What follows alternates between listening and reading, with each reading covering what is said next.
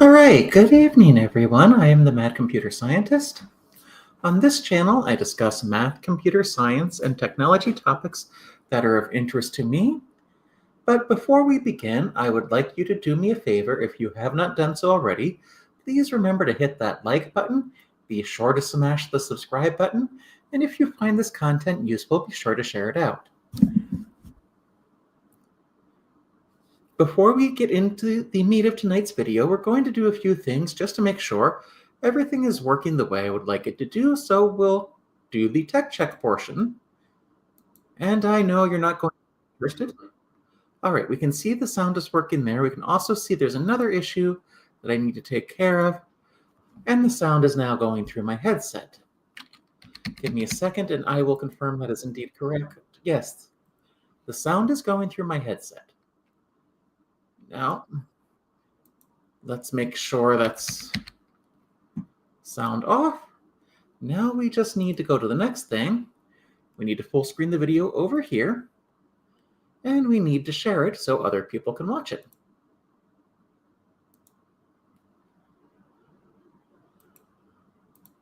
All right, here we are. Okay, so this is Dr. Angela Collier. She actually has a pretty good physics channel, and last year she chose to opine on AI. Now it was a little bit harsher than I intended to be on her.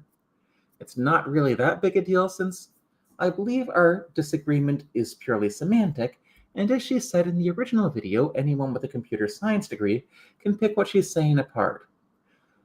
As you'll find out as we go through this video, she has also started writing software. It seems she has not quite learned anything about AI yet, so let's go and see what she has to say. And the irony here is I really should be doing stuff for my AI classes that I need to get to, but I need to feed the algorithm as well.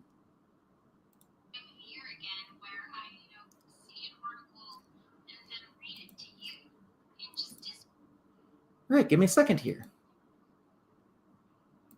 All right, it looks like it's good, but it also sounds like there's a sound issue on it that might be of a concern.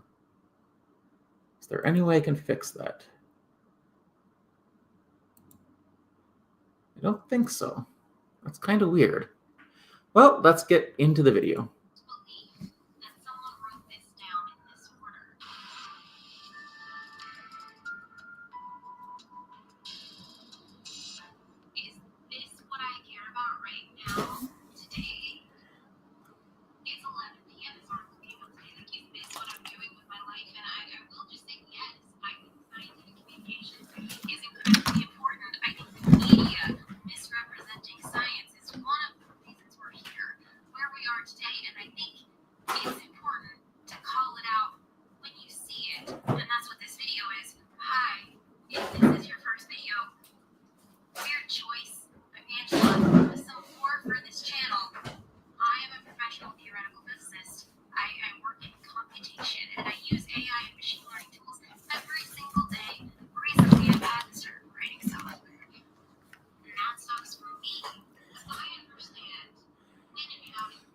Dr. Collier, I assure you this is my second video, and I probably have a greater idea of when and how to use them than you do. But that's not the point here. The point is, I think you're beginning to understand where you're wrong on this, but you're still not quite getting it.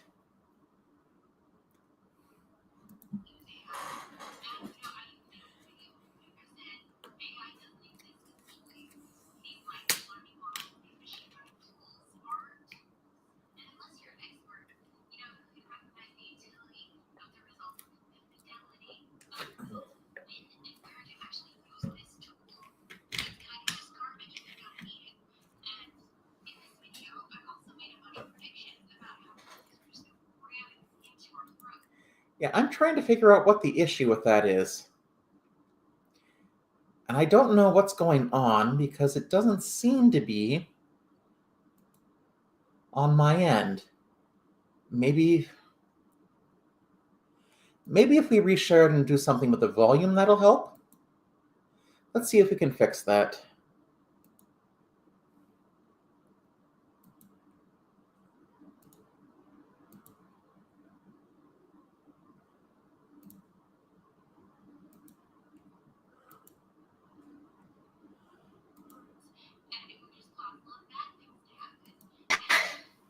I mean, I have to say I nailed it. I mean, rarely does one make a video with predictions and then they all just come true. That all just happened. So it is. To be fair, Dr. Collier, this was happening before, and you weren't the first one to make these predictions. What I think you're misunderstanding, or perhaps do understand but don't get, is that tech CEOs often know the least about the products they're promoting. And no one should trust Elon Musk about anything. A lot of people have been saying this before, but a lot more have realized Elon Musk is not the genius everyone once thought he was. It's interesting to me that I still get comments on this video that came out a year ago, predicted a bunch of things that actually happened, and they'll be like, oh, this age liked milk. Look at this random Daily Mail article I saw about a new AI tool that cured cancer. And please show me this super cool AI tool that came out in the last year that changed the world and actually worked and actually did anything useful. Please show it to me. You mean the AI tool that discovered a faster matrix multiplication algorithm? Just because you don't know that such things exist doesn't mean they haven't been developed. Now, I do agree that tech bro CEOs often overmarket their product and often overpromise what they can do. And we as consumers need to start telling these companies, we don't want this. But I also don't think you quite understand what computer scientists are trying to do with artificial intelligence, Dr. Collier. And people have tried to call me out when I respond to your video the last time and say I was wrong because I said machine learning was not a subset, said machine learning was a subset of artificial intelligence. Now, the interesting thing about that is the person who said this, and it was just one in this particular instance, did not understand that not only is machine learning a type of artificial intelligence, but it became very clear that he didn't understand what a subset was.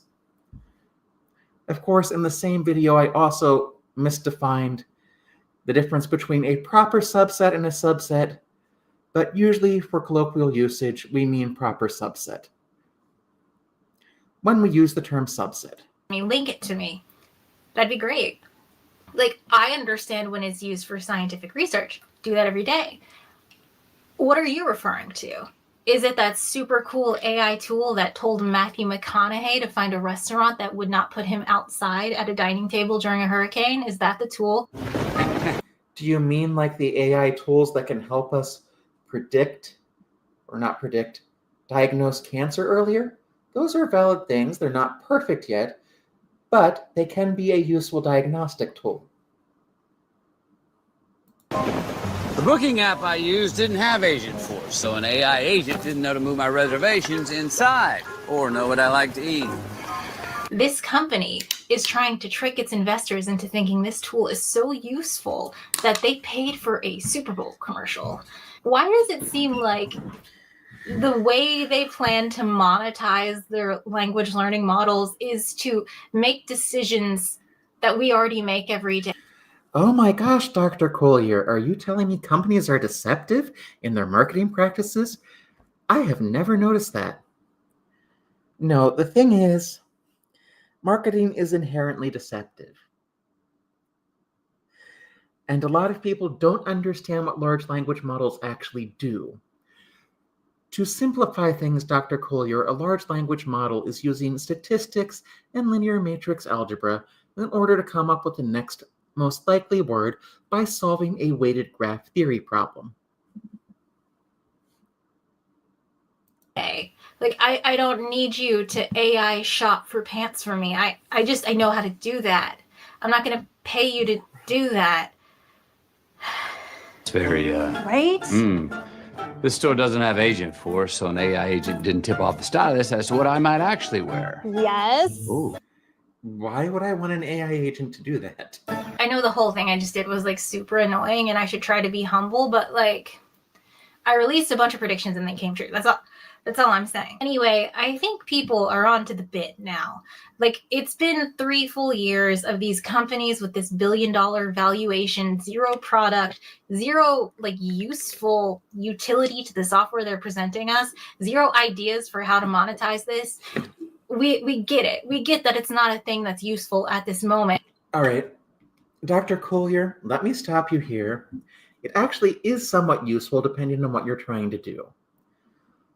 If you're trying to get something to sound like it can generate human-sounding text, large language models are really good at that. In fact, that's what they're designed to do. But because they can occasionally give us correct answers to questions, they can do that. I think what you're confusing here is a lot of these aren't large language models, but they're machine learning models that can predict your preference using things like decision trees. Some may even use something as simple as the KNN algorithm. And I think you're confusing large language models with decision trees here. Like, really, the best you can do is search for a restaurant. Google already does that. I don't need an AI. It boggles the mind. But most people get it, right? It's only like the dumbest guy you know who still thinks Elon Musk is a genius is thinking like somehow AI is real and also it's going to specifically make them rich. So I think it's progress over the last year, like for the people. But you see, the capitalist overlords, they still need to make the AI thing make money, even though they don't have an idea for what the product should be that people would actually pay for. Like, Zuckerberg still has to release these embarrassing metaverse videos where he's like, oh, Dr. Collier, I am pretty sure the AI girlfriend industry has figured out how to use large language models for something people will actually pay for. And this is a trend that has actually been common with a lot of new technologies, where the porn industry is the first one to successfully figure out how to make a buck off of new technologies. look at all the progress we've made. Like, come to them. No one wants that, bro. That's nothing. Mine left a note. It said it's not you, it's the Wi-Fi. I found it while reaching for the milk. Whoa. Over his Wi-Fi? That is bad. I understand that you need to do that to make sure you have like the invisible imaginary $1 billion you have in your company, but like nobody wants that. It's embarrassing. Just do something else. Just do the goggles again or whatever.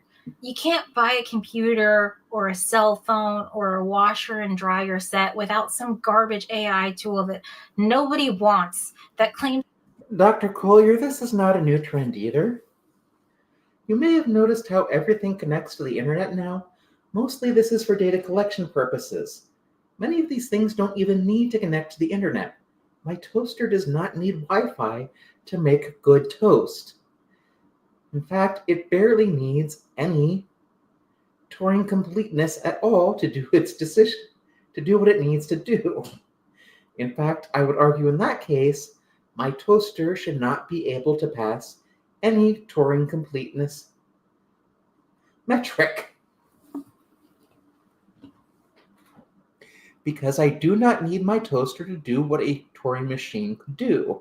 It's going to save you time by like determining the spin cycle or making your grocery list or responding to your emails, but you can't let it do that because there's no fidelity in AI, because like AI as we think of it does not exist. So you spend your time checking what it's actually doing. It saves you zero time. And also, by the way, while it's doing that, it's stealing your data. It's built on stolen data. It's destroying the environment by using all the electricity in the world. Again, which type of AI are we talking about? I think you're specifically focusing on large language models where these things are problems. And like, you're the product. It's just in there to take your information, and we're just speed running a climate disaster because these companies are shoving these tools in our face that nobody wants. Anyway, here's the article. So the title is, Can Google's new research assistant AI give scientists superpowers? ? And I mean, what is this called? The law of headlines. If it's asking a question, then the answer is no. So we don't. Okay, so let's actually point out something that Dr. Collier may not know, but I do know as a former journalist. The person who writes the headline is often not the person who writes the article. That's why you need to read the article to see what it actually says. Because headlines are often clickbaity titles designed to grab your attention, and unlike what they are supposed to do, they do not give you the gist of the story always anymore. Need to read further. Superpowers from AI bestowed on scientists by the Google overlords. All right, I'm going to actually bring up what she's essentially going to say, which actually is kind of a problem, where AI can't create things people haven't thought of yet. I don't know if it ever will have this capability. I also think what we should do for AI is get out of the mindset where we need large language models and maybe start working on smaller language models that don't need, I don't know, to have someone restart the non-damaged 3 Mile Island reactor just so Microsoft can power a data center. So let me read the tagline to you. Researchers who have been given, I'm going to spill this on myself. Researchers who have been given access to Google's new AI co-scientist tool are enthusiastic about its potential, but it isn't clear whether it can make truly novel discoveries. We learned 3 things, right? Google has created an AI co-scientist tool, and actually I'm in Google right now. Don't tell them I'm shit talking them. 2, scientists are enthusiastic. Scientists are enthusiastic about this tool. Okay, I'm sure we'll hear from those scientists who are enthusiastic. This sounds great. Enthusiastic is a very specific word that means like overly excited. So I'm sure we'll see that from them in quotes. And then finally, it's not clear whether or not this thing can truly make novel discoveries. And just before we go on, yes, it is clear because you and I. Dr. Collier, I want you to perform a little experiment. Now, we have some models that have made new discoveries. It might be by accident. You would have to seek out those papers, which I would have a better chance of understanding than you do, Dr. Collier, but that doesn't mean I would understand them either.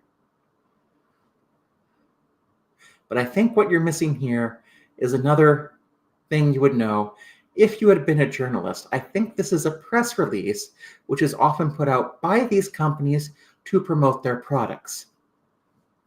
Know how language learning models work, and we know that they do not make novel things. They produce results based on the data that is input that they think you're expecting. That's what they do. They don't make novel discoveries. That's not in their wheelhouse. So we know right away that no, the AI language learning model is not going to be making novel scientific discoveries. Yes, it is clear whether or not a language learning model can do that, can make a novel discovery. Clearly, it cannot. And the people at Google know this.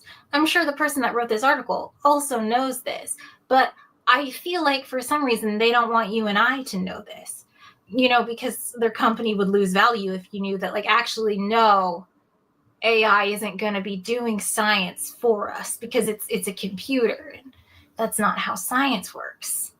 But, then they might lose money. So this article is by Michael LePage, and it was printed on the internet February 19th, 2025. So let's get into it. Google has unveiled an experimental artificial intelligence system that uses advanced reasoning to help scientists synthesize vast amounts of literature, generate novel hypotheses, and suggest detailed research plans. According to its press release, the idea with the AI co-scientist is to give scientists superpowers, says Alan Karthikelasingam. That is an amazing name, and I hope I said it correctly, at Google. Right. So, first of all, I will assure you, you probably did better than I would have on that name. I'm sure that Google definitely purchased all of these scientific works. They now hold the copyright to them so that the authors whose blood, sweat, and tears went into those scientific articles can get some monetization from Google trying to make the job of scientists go away. I'm sure that that's all above board, and they didn't steal a single research paper and just shove the entire internet into their LLM. I'm sure, because that would. This is somewhat of a misrepresentation of what actually happens. The entire internet is not the large language model's training data. It is a significant portion of the internet, because you have to have a fairly large amount of data for these large language models to produce texts that sound like a human wrote them on a variety of topics.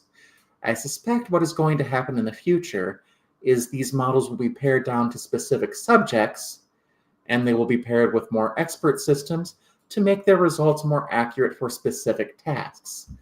But the problem is the way LLMs work, they will always produce the wrong answer because they're not designed to give you the right answer. They're designed to give you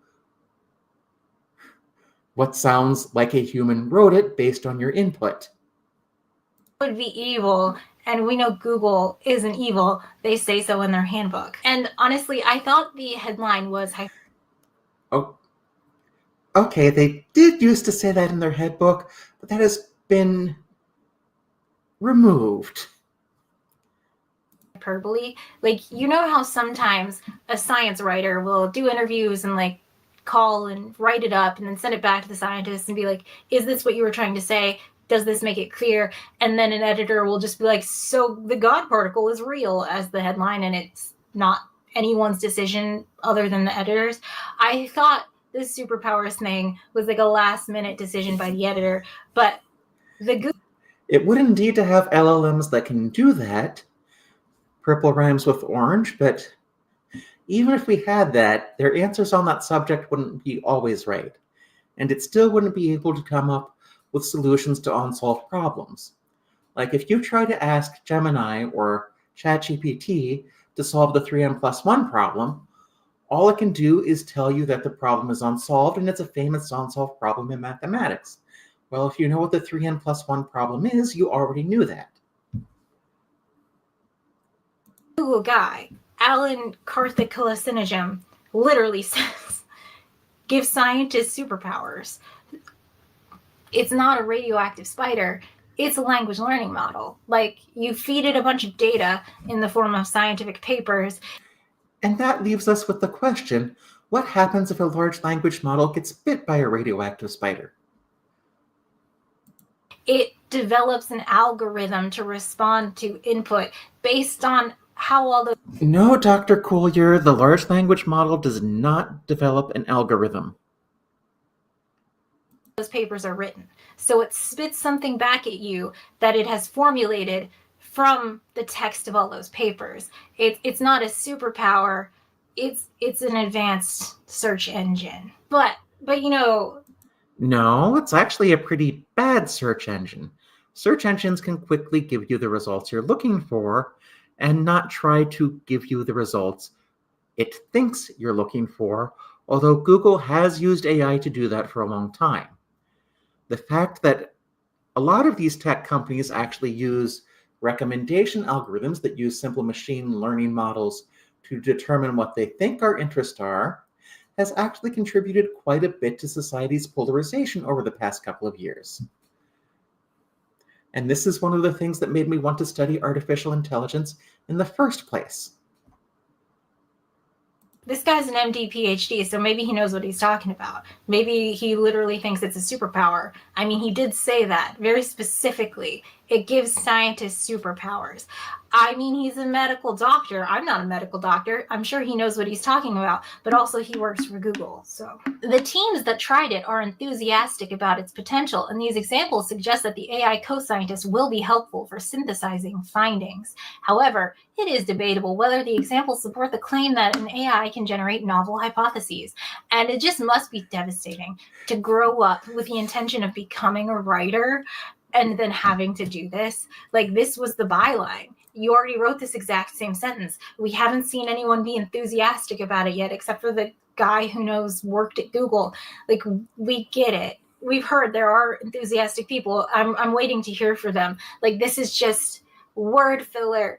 I hate this for us. It's almost like these articles are written because they know no one is actually going to read them. They're only going to read the headline, which says AI gives scientists superpowers, even though that's not what the text of the article says.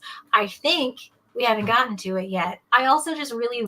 Gee, it's almost as if an editor was trying to get people to click on the article so they could read it, and those who actually did read it were somewhat disappointed because the writer was not writing the same article that the headline suggests.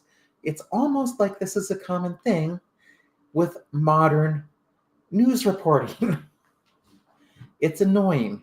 I disliked it. I disliked it as a reporter. I like it even less as a consumer. But it's just the way things are. wish they would elaborate on this debate that they say is being had over whether or not the LLM can do novel hypotheses, because we know it can't, because we know how LLMs work. The scientists working in this field know that. They know that an LLM cannot make novel hypotheses. Does Michael LePage... Do they, Dr. Collier?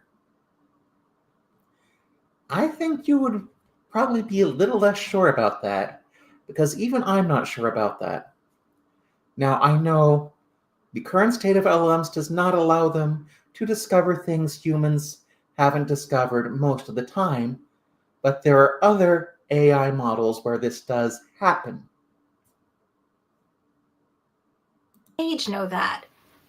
Why doesn't he elucidate us? The audience, surely the entire audience of this article, if they read past the headline, doesn't understand this yet. You're not posting anything about the debate. What's the debate? Who's debating that? No, actually, some people actually do think that this LLM is going to solve all of science. I don't think anyone thinks the LLM is going to solve all of science. I don't even think that was the point of the headline. What I think the article was saying is that it might be a useful tool for some scientists. Honestly, I do not want people to use large language models in research, given how frequently they are wrong. People need to stop treating them as expert systems, because it is also easy to manipulate an LLM with enough data into giving you the answer you want rather than the correct answer. This is why there are people like Capturing Christianity using ChatGPT to get incorrect information about transgender people, for example, because he doesn't think that he's putting his own biases into his prompts. He absolutely is.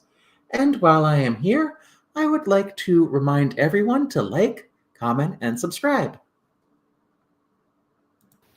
Who's saying that? I just don't understand. For instance, Google says one team used the system to find new ways of potentially treating liver fibrosis. However, the drugs proposed by the AI have previously been studied for this purpose. Here's the quote: "The drugs identified are well established to be antifibrotic." I didn't say that right. Antifibrotic, says Stephen O'Reilly at UK biotech company. "There is nothing new here." So Stephen O'Reilly, a doctor, he works in biotech, he has a bunch of publications, does not work for Google, and he says there is nothing new here, because an LLM would be a great tool to help you write like a review paper, something to read everything that has been written and summarize like the most cited important results. And then, of course, an expert would have to read the output, go back and check for the fidelity and make sure everything made sense, of course. But you could use this tool as like a library, or perhaps just a simple Google search. But to suggest that it's going to come up with... Why would I use an LLM for a Google search? That is overkill. The Google searches are faster, and they're designed to bring me data that I'm looking for, without going through a bunch of NP-complete problems that it needs to solve. New ideas? There's nothing new here. That's not how this would work. Are we supposed to include Stephen O'Reilly in the enthusiastic scientist group that are stated in the title? Because he doesn't seem very enthusiastic. He said there's nothing new here.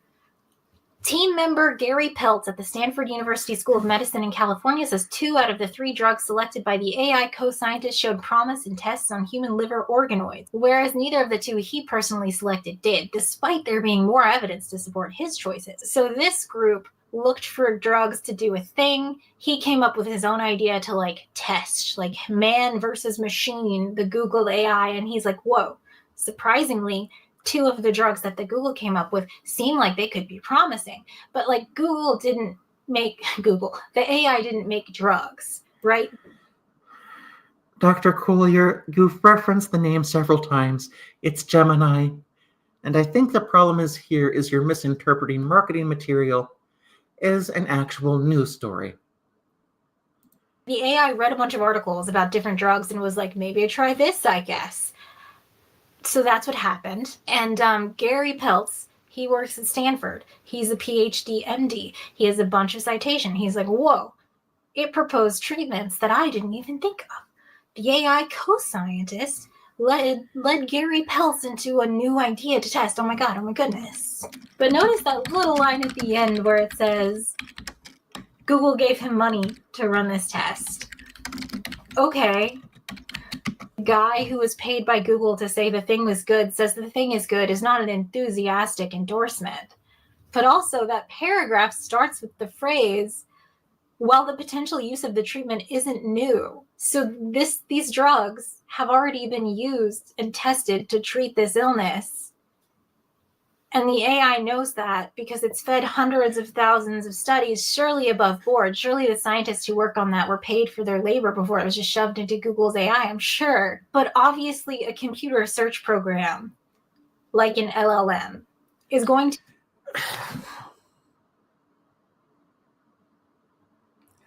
Please stop referring to LLMs as a search engine. That is not what they're designed to do.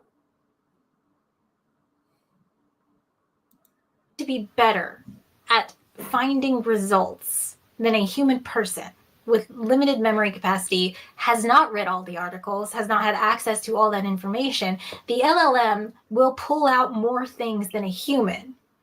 This test has been done for the past 15 years. Of course, an LLM can do that.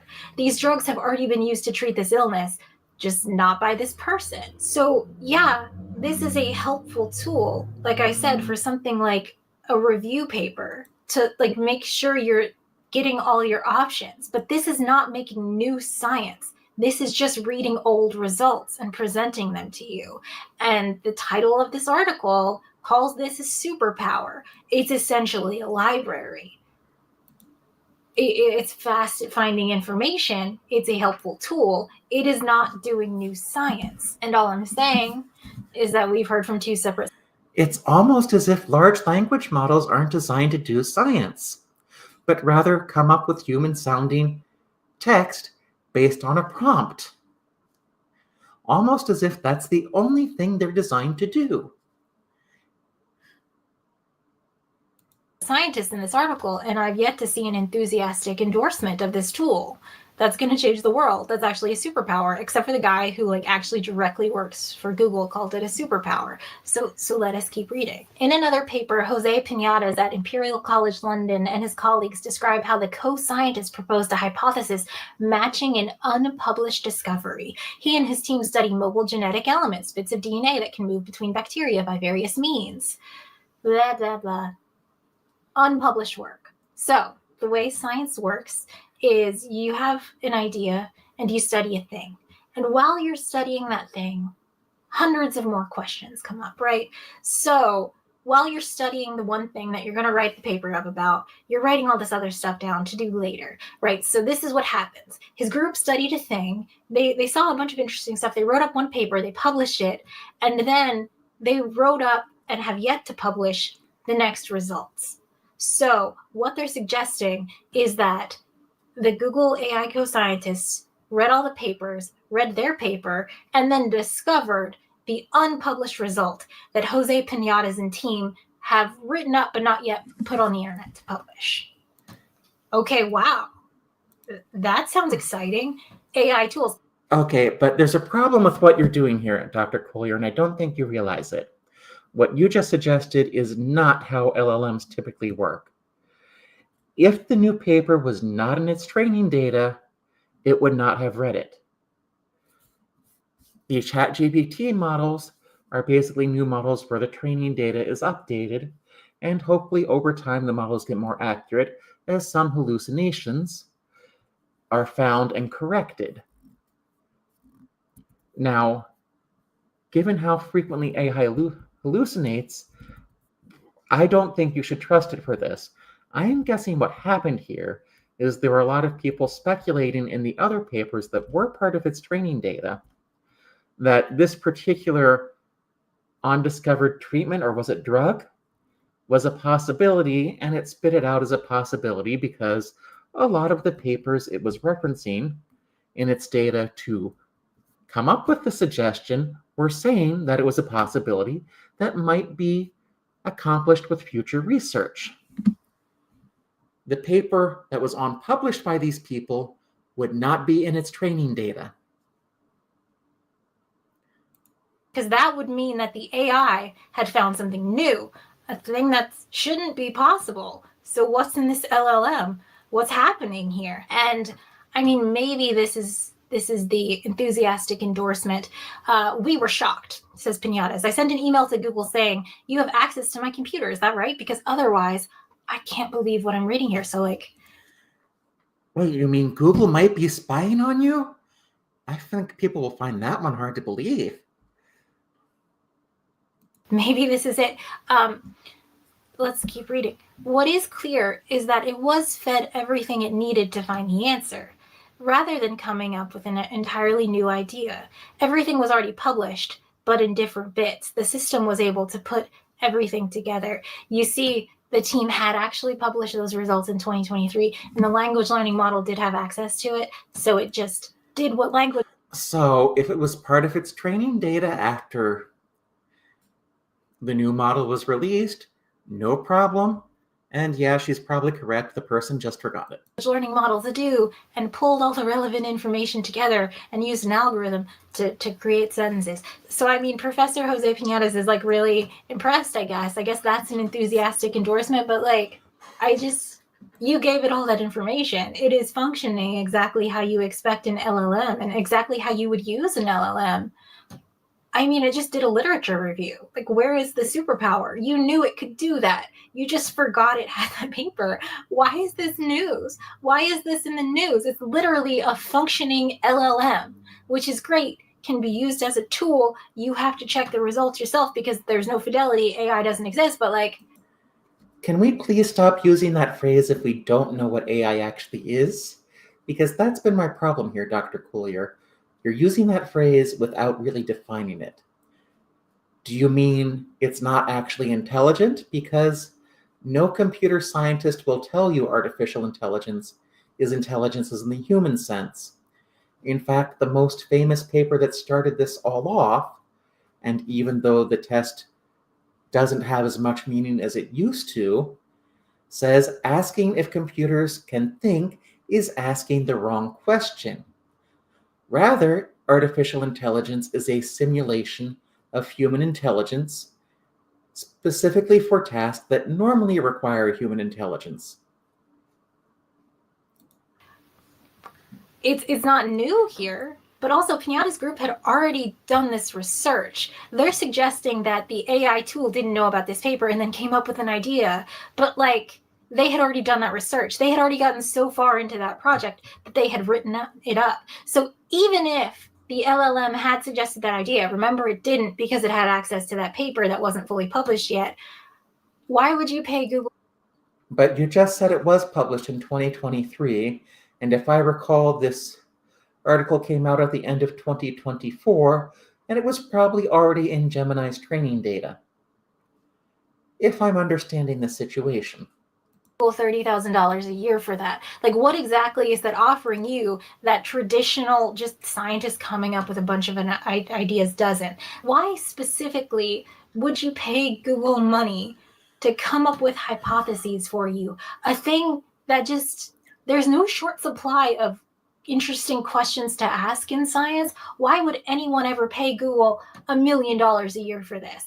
And I know some people are going to be like, but they're not that expensive. ChatGPT is only $1,200 a month. But like the thing is, that's the business model, right? Google. Yes, because most people have $1,200 a month lying around to spend on ChatGPT. Google, very specifically, is very good at this business model. They'll just email the university and be like, hey guys, what if we gave all your research teams unlimited storage? Wouldn't that be crazy? Like, we support research. We would love to do this for you. And of course, all the universities take them up on that offer. And then 4 years later, when there's 700 million files stored on Google's server, Google is just like, oh, you know what? Actually, $10 million a year. And do you think the university is going to build the infrastructure to like store all that data on site and hire? Well, Dr. Collier, the interesting thing at my university is that while the university does pay, and it's Microsoft in this case, for storage, the computer science department actually refuses to do this because they do everything on Linux while the rest of the university uses Windows. The staff it would take to do that? No, they're just going to give Google $10 million a year. The same thing happened with Gmail. Like, hey guys, use our free email service. Give all your students emails. It's going to be great. And then 4 years later, when they have everything set to Gmail, everything is already set, all the documents are already stored, Google's just like, okay, you have to pay for that now. And I'm not saying they shouldn't do that. Of course, Google should make money. Of course, storing data takes money. Hosting web servers to host email addresses takes money. Of course, I'm just saying you should never trust that Google's going to give you something for free, because they never ever will. By the way, as a scientist, I don't think I want to be beholden to a company who does things like... And I personally would like more IT infrastructure moved off cloud servers, because there's a huge misconception about the cloud that it's high technology, rather than technology that already exists. What you're seeing here is just artificial intelligence tech bros trying to say this is the new frontier. It's going to change everything, just like they said with the cloud, just like people still try to say with crypto. It's nothing new, and the bubble is going to burst. It's just that the tech pros haven't caught up with the rest of us, who really don't want AI assistance in everything. We want some AI, like we really like being able to ask Siri what our weather forecast is, but maybe Alexa doesn't need to listen to us all the time. Change the name of the Gulf of Mexico. Like, that makes sense. You can see how that might be a problem in scientific research. You can see how quickly that becomes evil, right? A thing that Google would never do, because like it's literally in their handbook to not be evil. But like, just imagine it. Just take this thought experiment with me. Like, what if for some reason Google was like, actually, we're going to get rid of DEI and we're going to weight papers with only male authors as like 50% more important. Or we're going to weight papers with only American sounding man names 50% higher. You can see how that would happen. Well, that's going to be hard for the tech companies that want to exploit Indian workers coming over here on H-1B visas now, won't it? Happen, right? So why would you be foolish enough to wrap your entire research career around this? It doesn't make sense. I mean, besides Alan Karthik Salinajam, MD, PhD, and... Okay, what is his PhD in? Biotechnology or something like that? Now, biotechnology could be something like biocomputing or bioinformatics, but usually it isn't, and he would not be a computer scientist. Gary Peltz, MD, PhD, and Dr. Jose Piñatas. At least we have Dr. Stephen O'Reilly in our corner, speaking truth to power, saying the obvious, the truthful statement of, there is nothing new here, right? The team tried other AI systems already on the market. None of them came up with the answer, he says. In fact, some didn't manage it even when fed the paper describing the answer. The systems suggest things that you never even thought of. For heaven's sake, if the paper is not in the LLM's trading data, it's not going to be able to pull from it.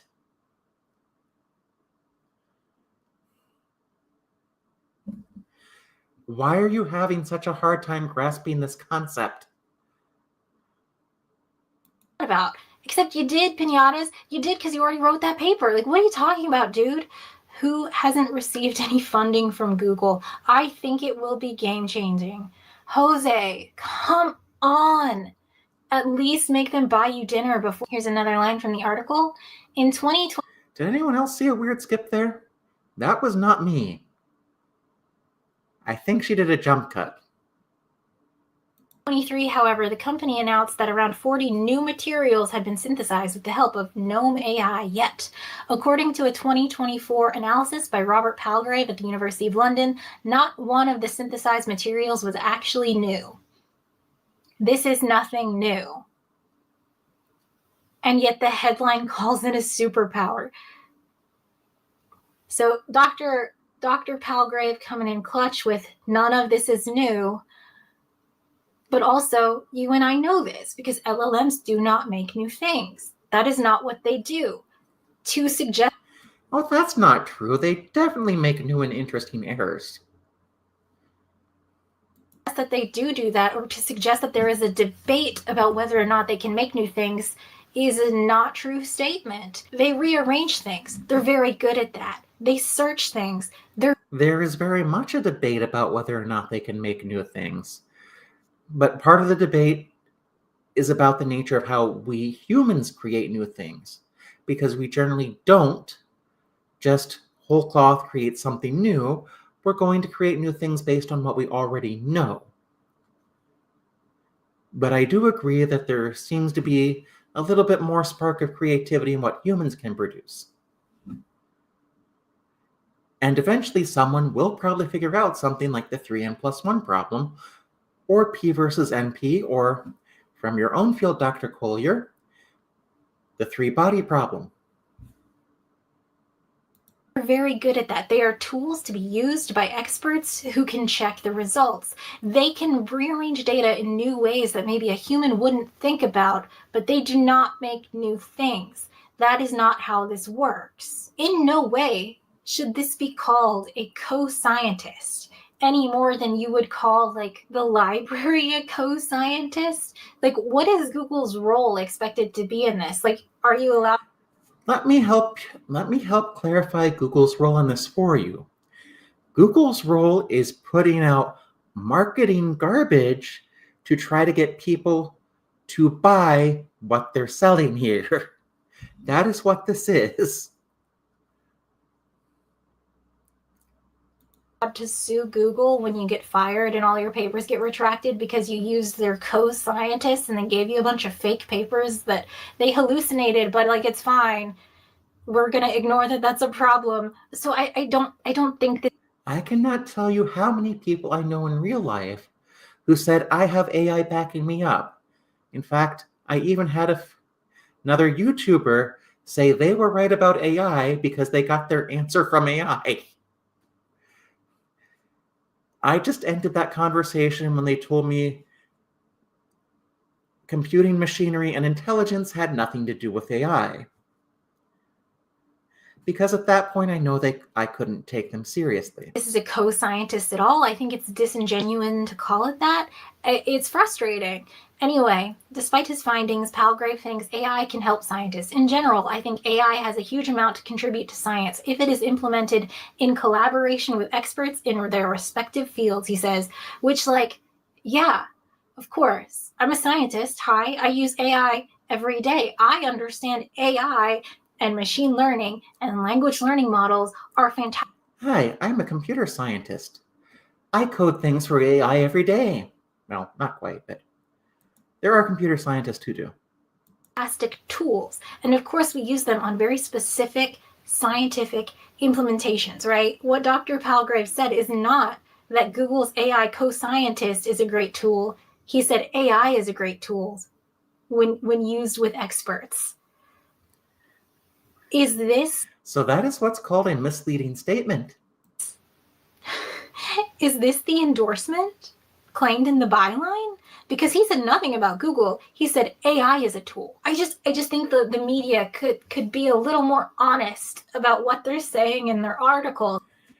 Dr. Collier, this is a press release, would be my guess, where the deliberately used language is designed to be deceptive and misleading to the person reading it. Michael LePage, AI superpowers is the top. Not a single scientist gets a good result that wasn't already a result. And suddenly there's a debate about whether AI LLMs can come up with new novel scientific research. There's no debate in this article. There's no enthusiastic support of this tool. There's the people who are paid by Google who are like, yeah, it's pretty good. And the one guy who forgot he gave it a paper and then was surprised when it gave his paper back. Why is this the headline? Because the thing is, even what you said doesn't sound to me like he gave it a paper. It sounds like it was already in Gemini's training data, which allowed Gemini to use his paper as a source for its answers. people only read the headline. And so people are going to look at this article. Yeah, a lot of us do this. If I'm just looking at a topic I'm not really interested in, I'm probably going to read the headline because the headline is there to grab my attention.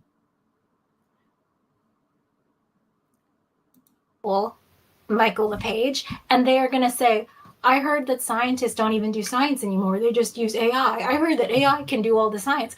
I heard that AI is just coming up with new theories all the time. So like we don't even need scientists. That's what's going to happen. Like this as written is not true, right? This title is not true. You're just doing free advertising for Google. And boy, am I going to be so like red in the face if I found out this website is just owned by Google. Like I'm just actually reading advertising for Google. Oh, I think you are reading advertising for Google because I think you don't understand what a press release is.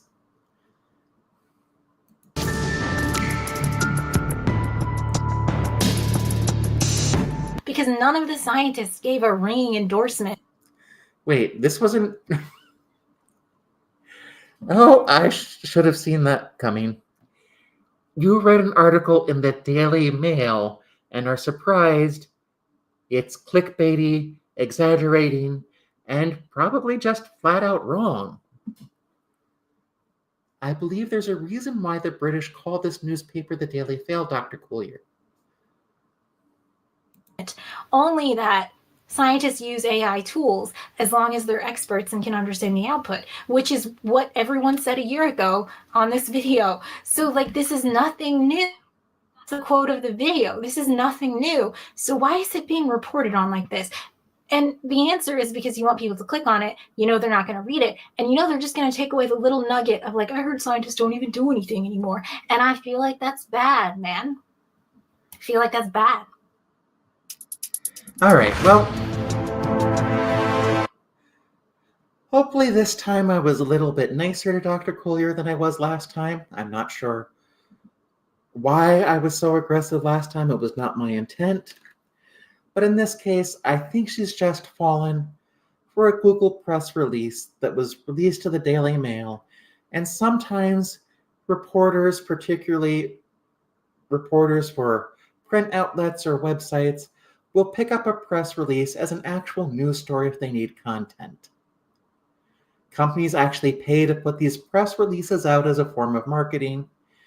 And sadly, most of what we've seen here isn't even about artificial intelligence. It's about deceptive marketing practices. So with that being said, we have come to the end of this video. Keep in mind that AI does exist, and Dr. Collier, who is actually writing software now, probably should sit down with some computer scientist where she works and actually discuss what AI is, different types of AI, how large language models work, and a couple of other things so she can have a better idea before making videos like this. Or at the very least, she should at least define what she means when she says AI doesn't exist in the way we think of it, because I think she's trying to say AI isn't actually intelligent, in which case most computer scientists would agree with her. All right, everyone. Have a good night. Actually, I think there might be a premiere. I'm going to see if I can actually bring people into that if you'll stay put. But I also need to stop sharing my screen. So let's see if Bree is actually streaming. She usually has premieres Friday night at 9. Oddly enough, she does not seem to be. Give me a second here to confirm. All right.